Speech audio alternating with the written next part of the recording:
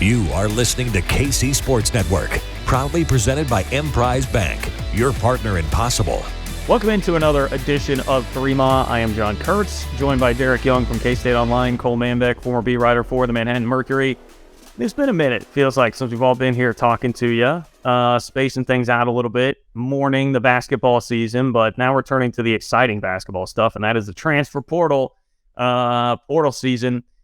And I'm as excited about this portal season as I have been any era of K-State basketball recruiting since it was for those back in the Go Ema days, like the Great Coat, Gur Coat, whatever you want to call it days. Michael Beasley, Bill Walker, Herb Pope almost coming, OJ Mayo almost coming, DeJuan Blair almost coming, Kevin Love mentioning K-State in recruiting articles. Back in that sort of era, people. And I'm excited here to talk about it today, which of course we will do so thanks to the help of Holiday Distillery. Make sure that you get your Ben Holiday bottled and bond bourbon, your 360 vodka, whatever your poison of choice is, go get it from Holiday Distillery, our friends there who are great K-State people that help us out here on the pod. So support those who support us. Once again, Ben Holiday bottled and bond bourbon and 360 vodka. All right, a lot has happened. I'm pretty sure the last time we did a pod, the three of us together, it was right before Ish Massoud announced that he was entering the transfer portal. K-State has not officially landed anybody in the portal yet, but we have a pretty good idea, I think, of some of the main targets. DY, since you've been the one like in the trenches on this, just how would you summarize what the first couple of weeks of the K-State basketball offseason have been like here? Gone to plan, right? No real surprises. I know some were kind of stunned by the Ish Massoud news, but that was one I kind of foresaw happening just because, you know, the only holdover alongside with him was Marquise Noel that was no longer going to be at Kansas State. So the scenery just wasn't what he initially signed up for, right? And then at the end of the day, if you add to that the fact that his role wasn't going to change, it wasn't going to be diminished, but they see him more as a spot-up shooter that'll get you, 10 to 15 minutes a game. If it's really clicking, maybe he can get up to 25 minutes on some nights. And I think at the end of the day, he just wanted to be on the floor more. And Jerome Tang wasn't going to deliver on a promise that he couldn't, not deliver on a promise he couldn't keep. So he wasn't going to, sell Ish Massoud on something that he wasn't certain that he could give him. And he wanted him to have what he wanted for his final year. So, yeah, like a mutual parting of ways. And at the end of the day, kept the door slightly cracked open, although I don't think he'll be walking back through it. Well, that was the thing, Cole, I loved about it. I love Ish Massoud. I will always have fond feelings of Ish Massoud. And if he came back, if that were what's going to happen, totally would welcome him back. And I love a guy who can shoot 40% from three on the volume that Ish was shooting there. But it provided another opportunity for Jerome Tang to get out there and say the perfect thing. Like when he did the press conference and he talked about Ish and having like a real honest conversation with him, like, hey, this is where we see things going. Your role is probably not going to change much from being a guy who played 15 minutes a game this year. That's an easy thing to forget with how the huge moments they had at the end of the season. But, there were times where he was not playing a whole lot throughout this year. And Ish is a guy who's been around for a long time, probably wants to get that opportunity to play more and has earned, with his star being as bright as it is right now, has earned the opportunity and probably will have some opportunities out there. But to have that conversation with him and be like, hey, I don't hold it against you.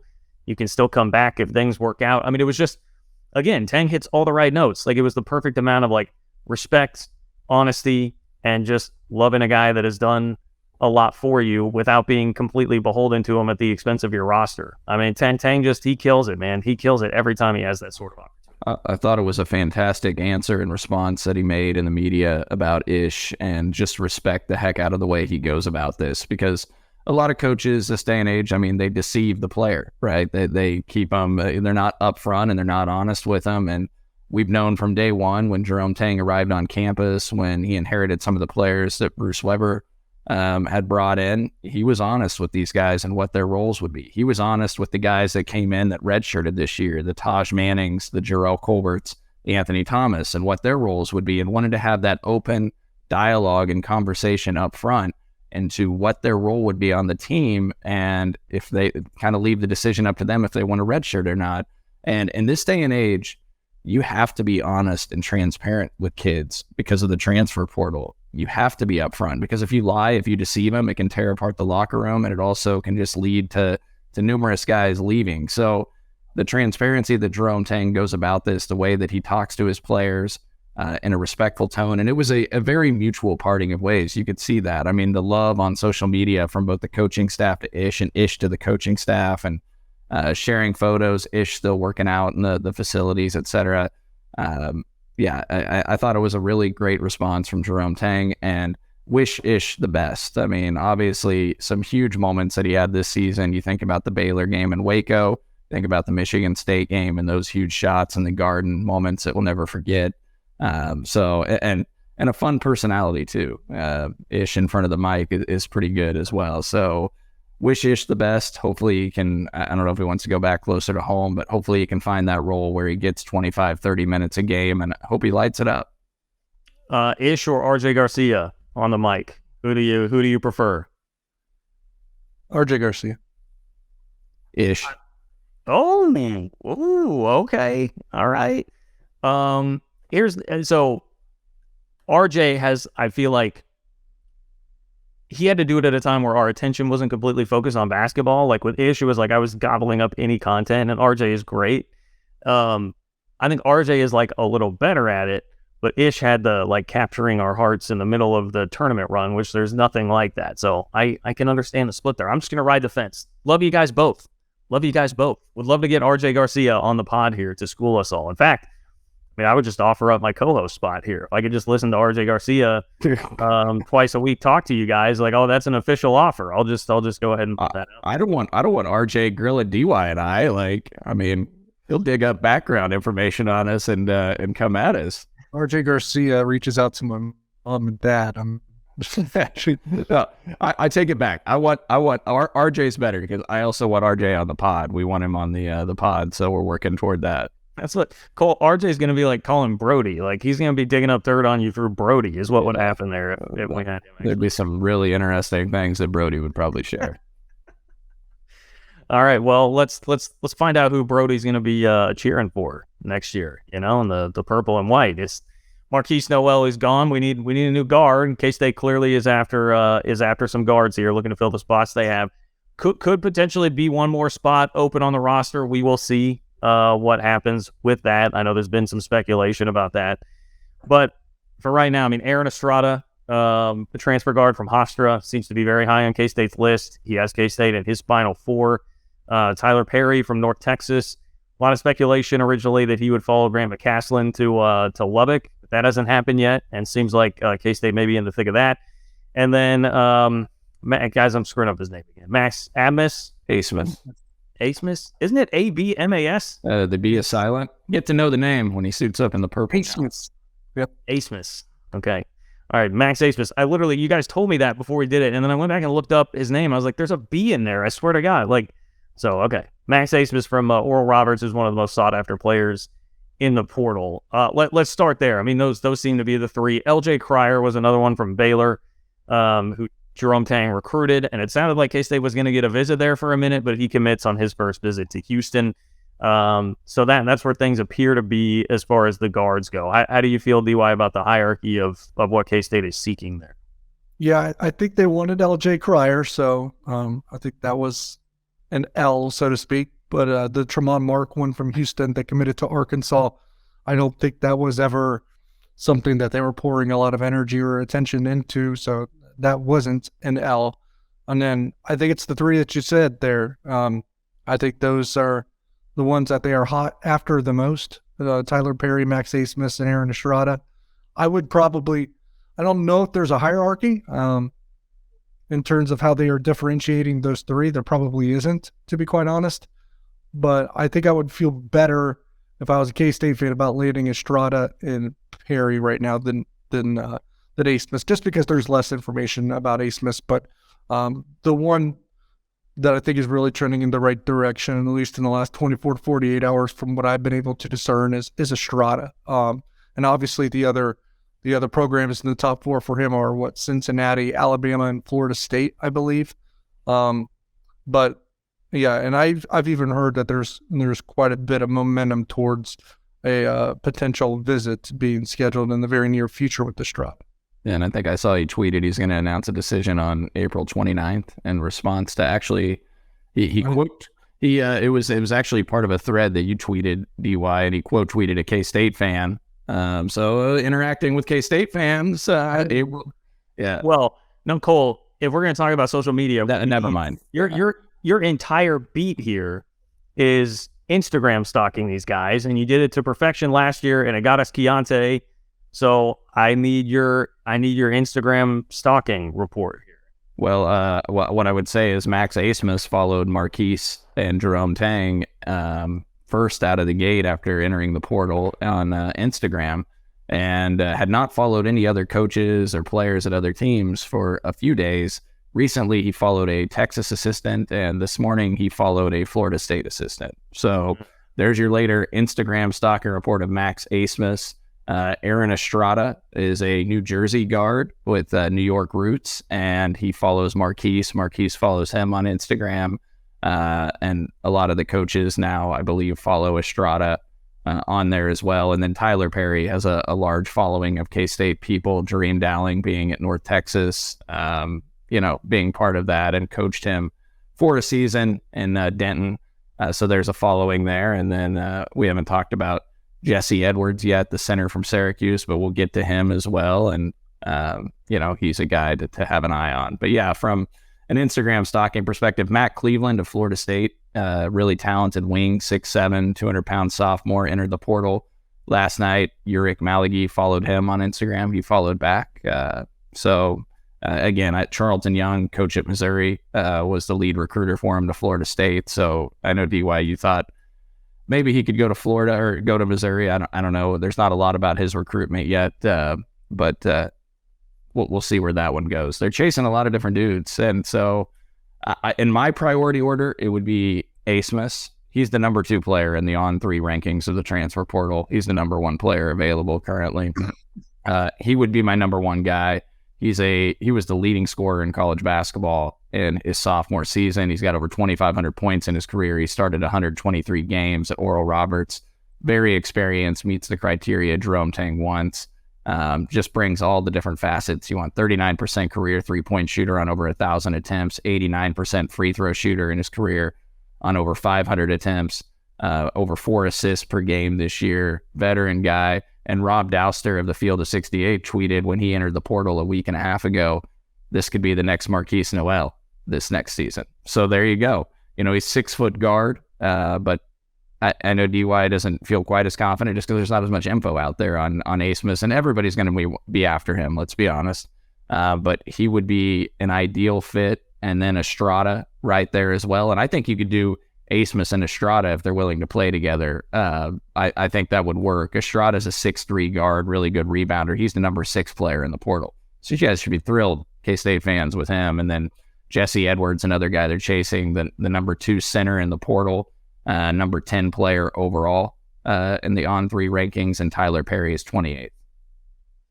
So is the idea, like if you're talking about now, getting multiple of these guys would just be great. I mean, it'd be wonderful. I don't think that's going to be easy to pull off, especially if you're talking about a guy that once led the NCAA in scoring, and bringing in someone else that's going to score a ton. Like I can imagine that being a bit more of a difficult sell. But like, is the thought that Perry and Asmus would be difficult to play together because of the way that, like, you'd rather have Estrada and Perry or Estrada and Asmus, just stylistically, size-wise, all those sorts of things in the backcourt? Yeah, I mean, ideally, I think you'd want some size, but I just think that they're going to land as many of those 3 as they can. I think they're just collecting talent. Yeah, I mean, look, if you're going to tell me that you could get Max Asmus and Aaron Estrada, or Max Asmus and Tyler Perry, I'd probably take that right now. I mean, they would be short at the guard position. They wouldn't be as tall, but they would be elite offensively. My preference would be a guy like Asmus and Estrada, just because Estrada is 6'3", and he's a really good rebounding guard. If you actually go through his game logs, he had 10 rebounds against Arkansas 2 years ago. He had 9 rebounds against Maryland. He had 7 or 8 rebounds against Houston in non-con games. He gets after it on the glass. He's had over 5.5 rebounds per game this year at Hofstra. So he was the CAA Player of the Year. Asmus is the 2-time Summit League Player of the Year. And Tyler Perry is the Conference USA Player of the Year. And Jesse Edwards, third team All ACC. So all very good players, best players in their league. But I think from a defensive standpoint, like I think they would have had trouble this year, K-State, surviving with the Nigel Pack and Marquise Noel combination because of size and defense. I think they would probably prefer, at least this is my thinking, and maybe I should just say what I would prefer is a taller secondary guard that they land. I can understand that, but I think there's a little bit of a difference here. I get that he's smaller, but Max Asmus is still 3 or 4 inches taller than Marquise Noel, so we're not really running into that big of a problem. I think Max Asmus is also taller than Nigel Pack, so I just think that's probably being emphasized a little too much, or as a drawback. Especially, you talked about Estrada's rebounds numbers. For size, Max Asmus's rebounding numbers are pretty good. He averaged 4.5 rebounds a game last year. Well, the point being, I think overall, right, to kind of put a bow on this portion of the discussion is K-State's in on high-level guys. This is a lot different than last year when they had to kind of start from scratch in terms of who they were looking for and, just digging under, pulling up rocks, looking for whatever it is that they could. And, obviously they ended up finding guys like Naquan Tomlin and Keontae Johnson, so it worked out pretty well. But, these are all, everybody that we mentioned so far, very high level with a high level of talent. I think to me, we're already seeing, and I say this just in part because there was kind of a meltdown from some to the LJ Cryer news. They lost a guy who was rumored to be going to Houston for a really long time, that went there first and is from the Houston area. A bunch of different things that they were working against there. I am thrilled that they're as in the mix for as many high level guys right now as they are. It's a good takeaway, and you wonder, and because this is just kind of playing devil's advocate for me, just something that crossed my mind with Max Asmus, because we haven't heard a ton about him. He left soon after his coach did, right? Paul Mills took the Wichita State job. And when it's as quiet as this, and I know people will want to hear this, you wonder if he's just, if it's, a foregone conclusion that he'll just follow Paul Mills to Wichita State. It wouldn't shock me. It's not something I've absolutely heard, but it wouldn't shock me. Yeah. I would say, John, to your point, they're in on 3 of the top 10 guys in the entire transfer portal. And if you look at last year, obviously Keontae turned into being really the best transfer in America. But if you look at the transfer portal rankings, before Keontae was landed, I think it was Desi who was right around 90th in the transfer portal rankings. And obviously Desi, thrilled that K-State landed him. It was a heck of a get for K-State and a great player for the program. But they're in on a higher level of guys this year, for sure. And it makes sense with the profile that they developed and how great this coaching staff is and their reputation. So, and what I would say about the Cryer thing, I know DY already mentioned, they would have liked to have gotten LJ Cryer, but he's really, and DY's pointed this out on Twitter, on the boards, he's the only guy that they've really missed out on that they were after. And it's important to keep in mind and keep a perspective that there's only been one weekend since the season ended to bring in visitors. They've only had one weekend, and it was Easter weekend, which we know is very important to this coaching staff. There's been a dead period this week from the 10th to April 13th. So starting Friday, they can bring visitors again. But right after the season ended, it was Final Four weekend. Jerome Tang was in Houston for the Final Four, like all coaches. So they're just now getting to a point where you're going to start to see more and more visitors come in. There hasn't been a big window yet.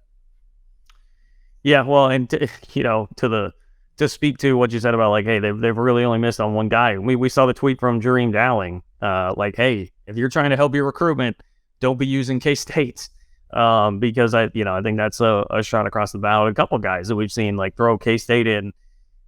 Guys are trying to create a market for themselves. They're trying to generate excitement. They're trying to create a sense of, hey, a lot of people in the portal here really want me now. And so if you've received, some kind of cursory phone call at one point in time, maybe you throw K-State into the mix right there.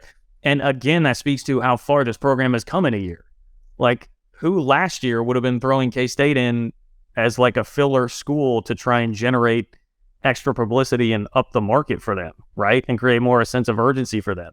That wasn't happening last year, but it is now, because, that's a school that had Marquise Noel, had the Bob Cousy Award winner, went to the Elite Eight, played the best game in the tournament, won the best game in the tournament against Michigan State. and created a viral sensation that's now a TikTok trend with the little baby thing. Like, all that stuff matters, and K-State's hot right now, man. The Cats are hot.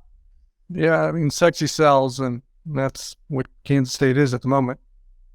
They are. We even got, I mean, I'm not a Barstool guy, but, PFT, who's one of the biggest personalities out in the sports world right now, was rocking a K-State jersey the other day doing their podcast. So all good things there. I want to talk a little bit more about, Cole mentioned Jesse Edwards. It's also Caden Shedrick from Virginia. Some other guys in the portal. I want to discuss where K-State maybe sits with them, or what the thought is on bringing them in, coming up next here on 3 Ball. Whether you're a Chiefs, Royals, Sporting KC, KC Current, K-State, KU, or Mizzou fan, we've got you covered. Thanks for watching this production of KC Sports Network, proudly presented by Emprise Bank. Okay, so start with Jesse Edwards, because, I mean, to me, that's a little higher on the list in terms of my priority there. But Jesse Edwards, bigger guy, 6'11", from Syracuse, just entered the portal. Cole, what's the scouting report there, and how likely do you think it is that K-State has a shot? Well, incredible wingspan. I mean, look, he's the anchor in the Jim Boeheim zone, which we know how important those big guys are in the way that they play their defense. And this is a guy that the last 2 seasons ranked in the top 10 in the country in block shots per game. Over the last 2 years, he's averaging 2.8 blocks per game. Last 2 years as well, from a scoring standpoint, 13.4 points per game over that time. This season in itself, he was third team All ACC, averaged over 14 points per game, 10 rebounds, and nearly 3 blocks per game. And over those last 2 seasons, scored 752 points, which I already mentioned was, an average of 13.4 per game. Also 73% at the free throw line and 140 attempts this last year. Experienced guy, has played 95 games, starting 56. This will be his 5th season of playing college basketball. So just a really good piece. He's the number 10 player and the newest On3 transfer portal rankings, really the top center in my mind that would be available. This would be a dream get for Jerome Tang. I mean, he can move, he's agile, and man, he can go up and dunk the ball, and he's got tremendous length that can really reject shots. And on the front, Edwards, just looking at the whole profile of the guys they're chasing, if you guys look at it, they're all older guys. Like Jesse Edwards is going to be in his 5th season of playing college basketball. So is Max Asmus. So is Aaron Estrada. He'll be entering year 5. And Tyler Perry has only played 2 years at North Texas, but he came from the junior college level. So this will be his 5th year of playing college basketball too. So I only point that out because they're going after experienced players. And we heard Jerome Tang say on the guard front, they wanted guys that had played 90 games of college basketball. So it makes a lot of sense with who they're targeting. And it makes a lot of sense for what their roster currently is now that you had 5 seniors and Ish leave. I mean, it's young, right? Your oldest players are Cam Carter, David Gasson, and Naquan Tomlin, who haven't, been at Kansas State for long, haven't played a lot of high major basketball, a lot of minutes yet, just 1 season really. So a couple for David Gasson. So I think that they wanted that experience, but I also think it was just out of necessity because those, 1-year transfers that they lost, they don't necessarily had the guys ready to step into those rules yet. They needed to get older. One of the first things that Jerome Tang said when he took the job, get old, stay old.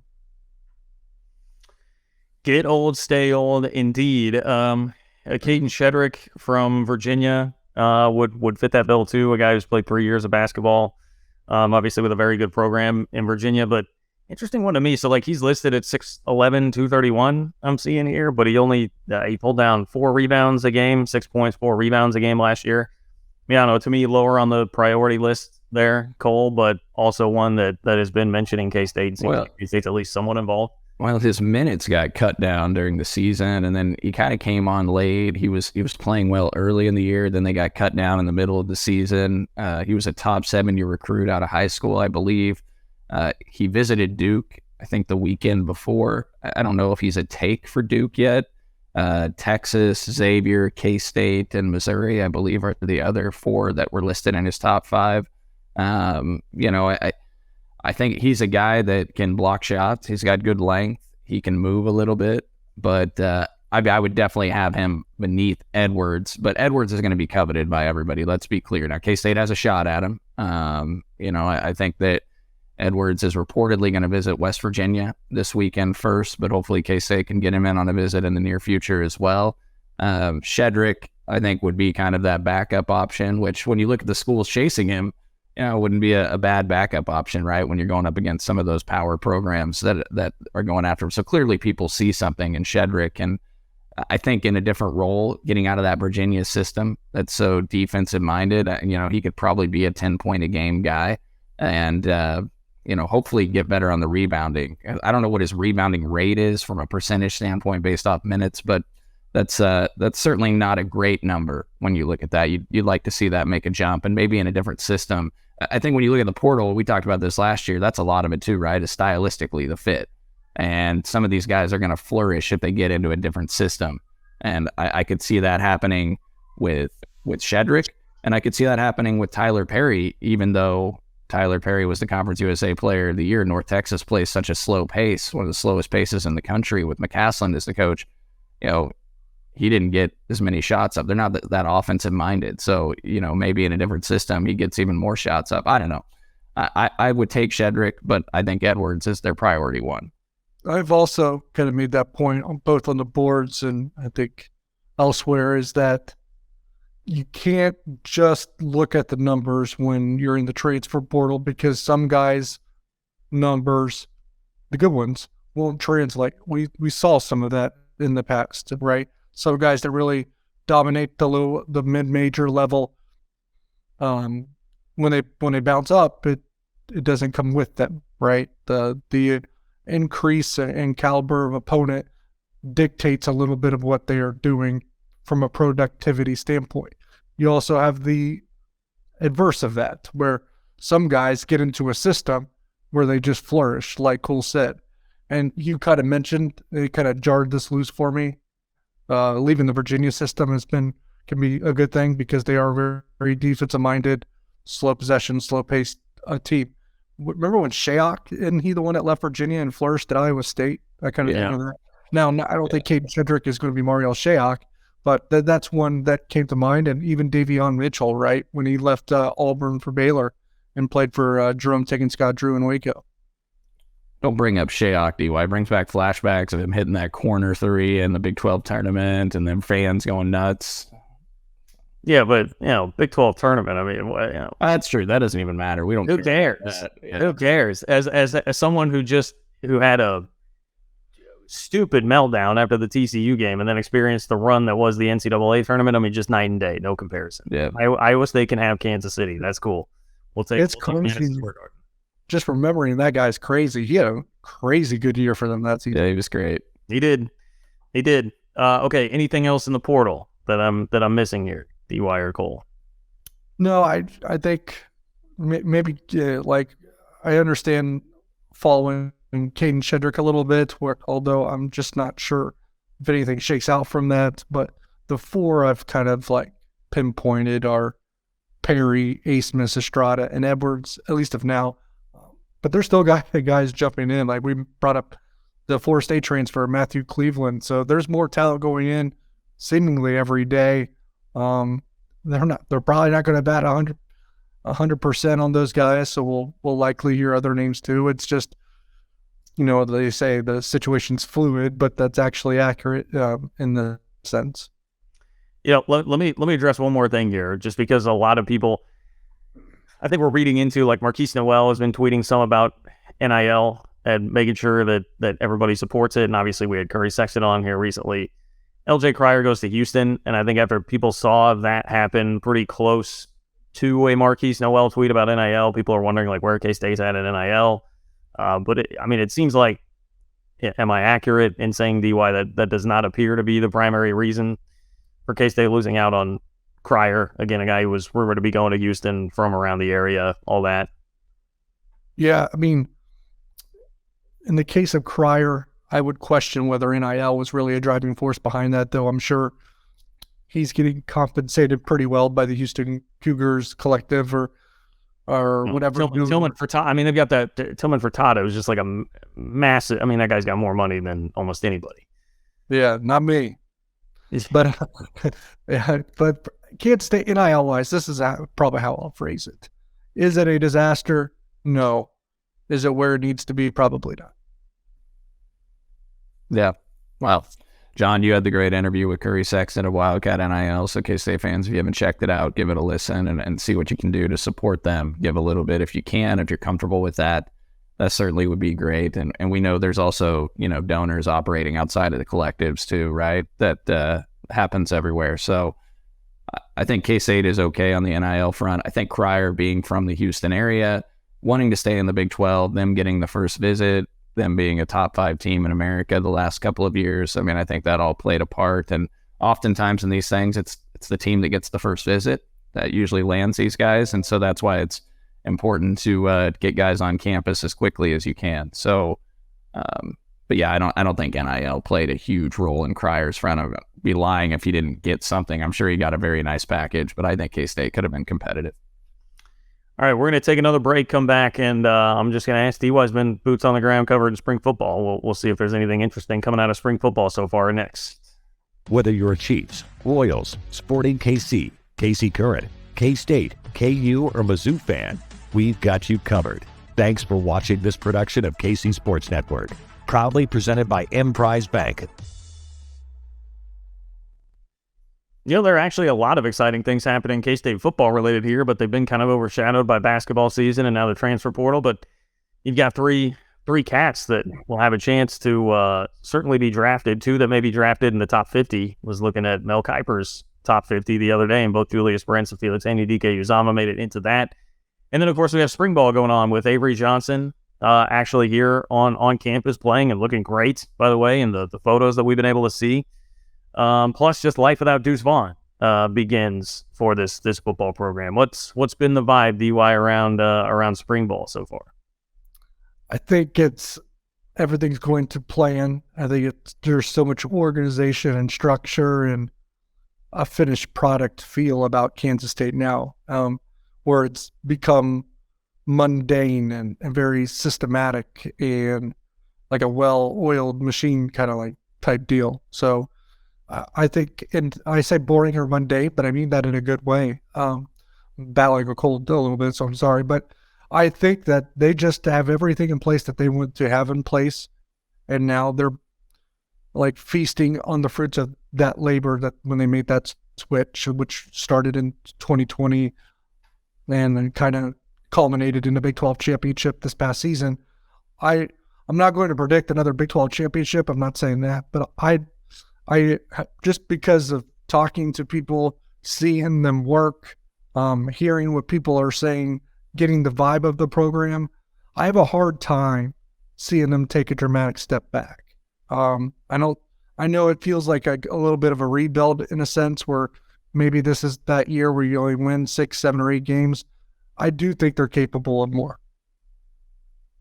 Yeah, I thought Joe Klanderman's comments to you guys in the media last week were really enlightening as well, talking about the steps that Will Howard's taken in the offseason, taking it up another level.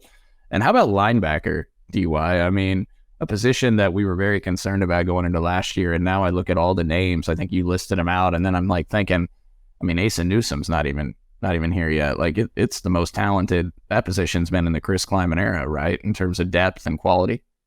Yeah, I don't think it's even a question because when you're going to start Austin Moore, you're going to start Daniel Green.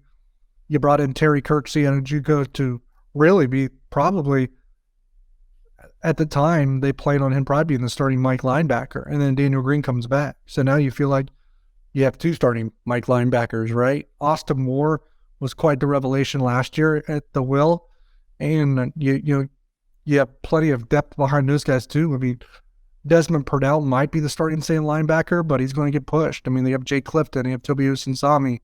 As you said, there's Asa Newsome. I mentioned Terry Kirksey, Rex Van Wise at JUCO had that they got. He's still pretty young. I don't know if he's going to be the type of JUCO that comes in and has a dramatic impact, but he's there. Like I said, Purnell, Gavin Forshea had snaps last year. There's just, I guess, the drop-off from the 1s to the 2s and from the 2s to the 3s is nowhere near where it was this time last year. So that group has probably made the most progress from a roster quality standpoint. I I came into the spring probably a little bit more worried about the defense just because linebacker was the only one I felt confident about, and you had to wonder because you're really losing your playmakers, right, at the other spots. I mean, Felix Anudike-Uzomah and Eli Huggins, those were your two playmakers on the defensive line. Julius Brents, Echo Boydo, Josh Hayes, those were your playmakers in the back end. So I was a little bit more concerned about the defense than it was the offense headed into the spring, but kind of been reassured by some of the things that they've said about the defensive front. Of course, it helps that you bring Khalid Duke back down to the defensive line, and they've certainly just been blown away by what he's been able to do since returning there. So that helps a lot. You still have Brendan Mott and Nate Matlack. And then it really sounds like Gusto Sayamalo's come a long way. Damian Alalio's come a long way where he's going to be reliable. And Javon Banks has had a really good spring, and that was the transfer from Mississippi State. Now, I probably still need to be a little bit more convinced about the secondary. I still think there's some holes and some questions that need answered there.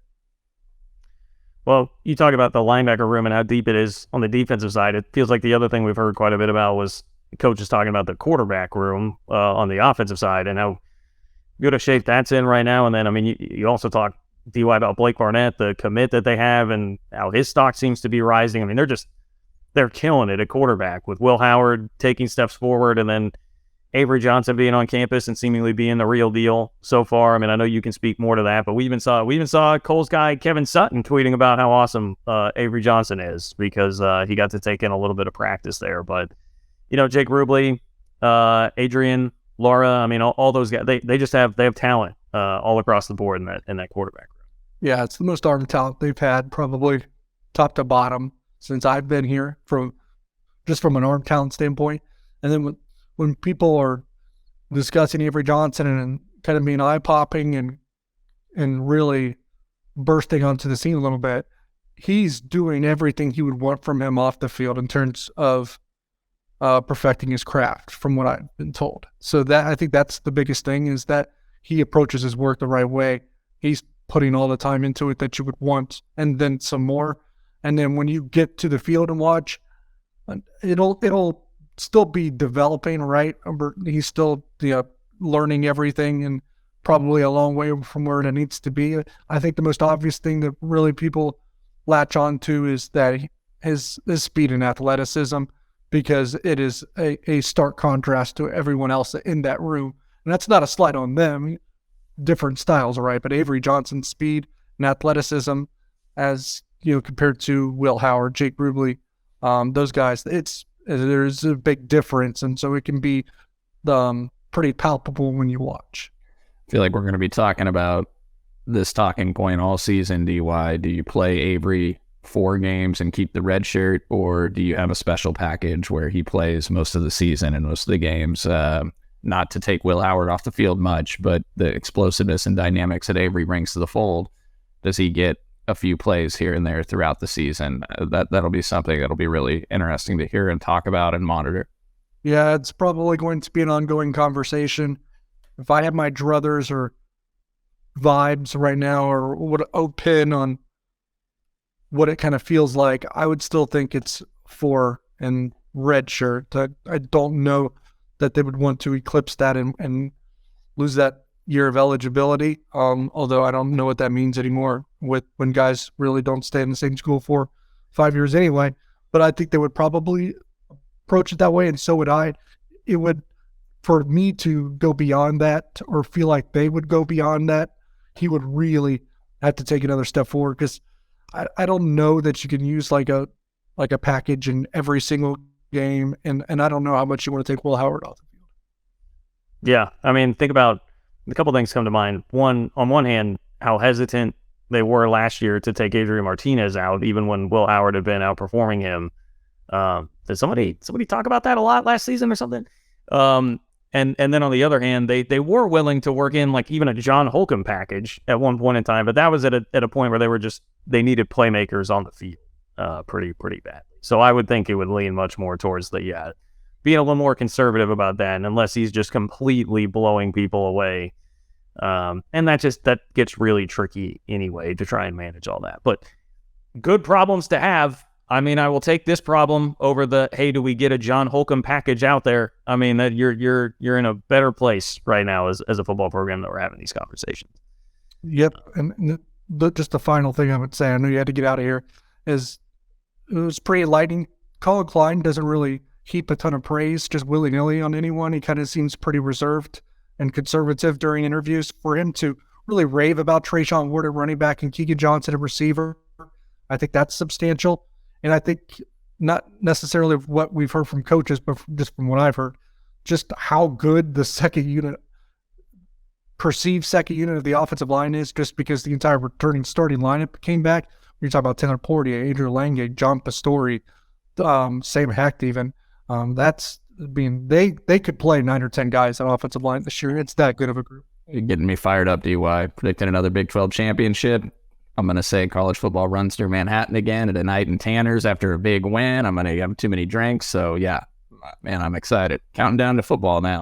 All right, if you guys are keeping track, both Cole and Derek have predicted a Big 12 championship already on this show. I am responsible as the host. I've got to be journalistically responsible, and I will not be doing that here today. I will not be doing that. You just leave that pin to those two. All right. We appreciate the work of Jordan Foote producing this thing, as always. Thank you to our friends at Holiday Distillery, 360 Vodka, Ben Holiday Bottled in Bond Bourbon. Go check it out and get ready to go for the spring, summer, whatever it is that you're doing. Make sure you support those who support us. For Derek Young and Cole Manbeck, I'm John Kurtz. Thanks for listening to another 3-Mile. We will talk to you soon.